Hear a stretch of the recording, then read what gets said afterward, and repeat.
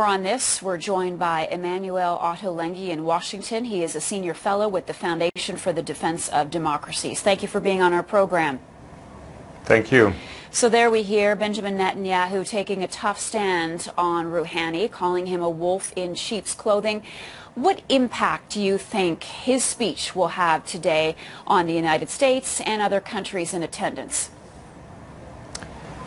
The Prime Minister of Israel last year gave a very visually captivating speech, as you can recall. Yes. He showed a very crude graph of a bomb with a red line.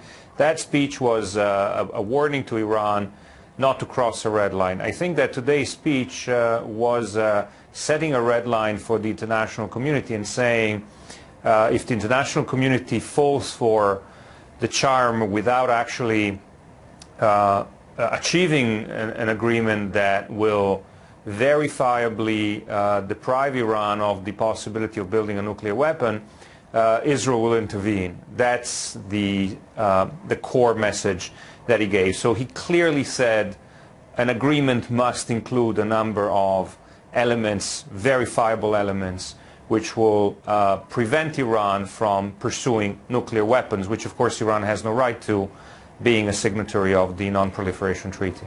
So those more moderate will say Rouhani should be given a chance at least. He's reached out to the United States in a way that has not been done from an Iranian leader in years. Should he be given a chance to prove himself? To be fair, the United States reached out to him more than he reached out to the United States. We should remember that Rouhani turned down a request for a public handshake and the initiative to have a phone conversation, though Rouhani agreed to it, came from the White House. There is no doubt that a diplomatic solution is the best possible outcome to the nuclear impasse with Iran.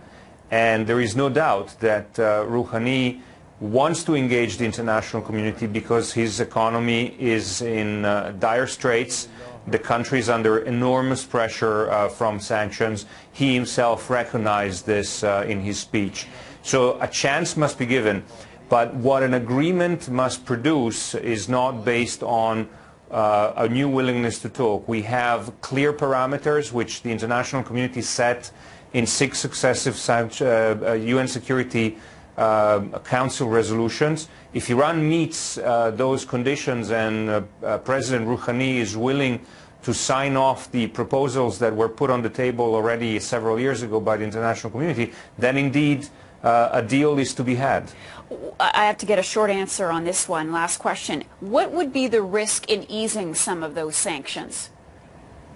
If you ease sanctions, sanctions gave the international community more leverage in negotiating with Iran.